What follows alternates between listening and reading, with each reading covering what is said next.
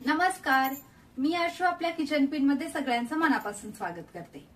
मैत्रिणींनो, आता उन्हाळा तर संपला। उन्हाळ्यात आपण बरेच आंबे खाल्ले, आंब्याच्या बऱ्याच रेसिपीज बनवल्या, पण वर्षभर आंब्याचा आस्वाद घेण्यासाठी आमरस कसा टिकवून ठेवायचा हे मी या व्हिडिओमध्ये दाखवणार आहे। तर व्हिडिओ शेवटपर्यंत नक्की पहा आणि आवडला तर लाईक करा। आणि हो, किचन पिनला सबस्क्राइब करायला विसरू नका बरं। चला तर मग पटकन सुरुवात करूया।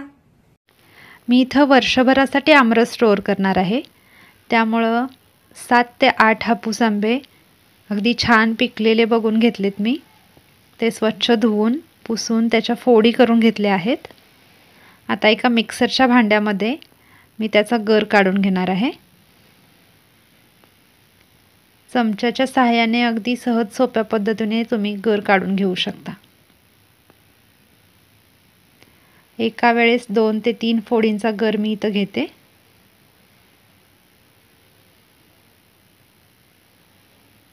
आता याच्यामध्ये पाणी न घालता मी मिक्सरवरती ह्याला वाटून घेणार आहे। आता याला आपण एका मोठ्या बाउलमध्ये काढून घेऊया।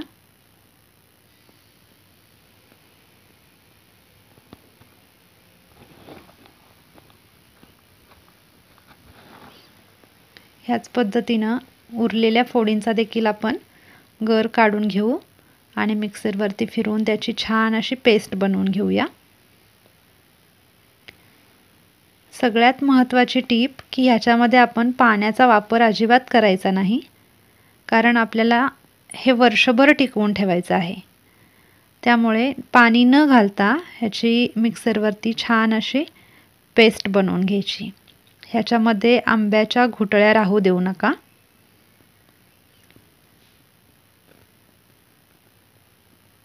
आपण सगळ्या आंब्याच्या फोडींचा गर असा इथं काढून घेतलेला आहे। ह्याच्यामध्ये साखर किंवा पाणी मी काहीच ॲड केलेलं नाही आहे। तर हा स्टोअर करण्यासाठी मी इथं आपल्याकडे जे भाजी वगैरे आपण कधी हॉटेलमधून ऑर्डर करतो त्याचे डब्बे आपल्याला ठेवायची सवय असते ना, तर ते डब्बे मी घेतलेत। आणि ते जर नसतील तर तुम्ही आईस्क्रीमचा वगैरे रिकामा डब्बा घेऊ शकता। तर मी एका डब्यामध्ये तळाशी थोडीशी साखर भुरभुरणार आहे। जास्त साखरेचा वापर आपण ह्याच्यात नाही करायचा। अगदी चिमूटभर साखर तळाशी घातली आहे। आता याच्यावरती हा आंब्याचा पल्प आपण भरून घ्यायचा।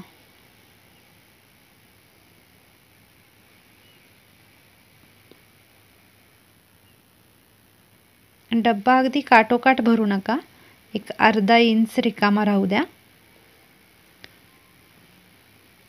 डब्यात असा सगळीकडे छान पसरवून प्लेन करून घ्या आणि त्याच्यावर पुन्हा एकदा चिमूटभर साखर भुरभुरायची। ही साखर अशी घालण्याच्या पाठीमागचं कारण म्हणजे आपल्याला हा डब्बा फ्रीजरमध्ये वर्षभर ठेवायचा आहे। तर फ्रीजरमध्ये याच्यामध्ये आईस जमू नये म्हणून आपण ही साखर घालतोय त्याच्यावरती। आता ह्याला छान झाकण लावून घ्यायचं गच्च। आता उरलेला मी दुसऱ्या एका डब्यामध्ये पुन्हा तीच प्रोसेस, तळाशी थोडी साखर घातली। आता ह्याच्यावर आंब्याचा पल्प भरून घेते।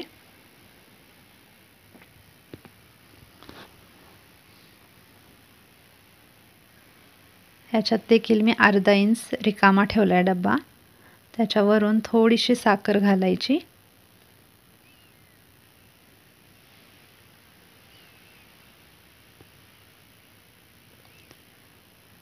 आणि आता ह्याला झाकण लावून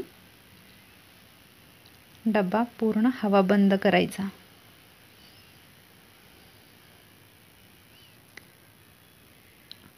असे आपले 2 डब्बे तयार झालेले आहेत।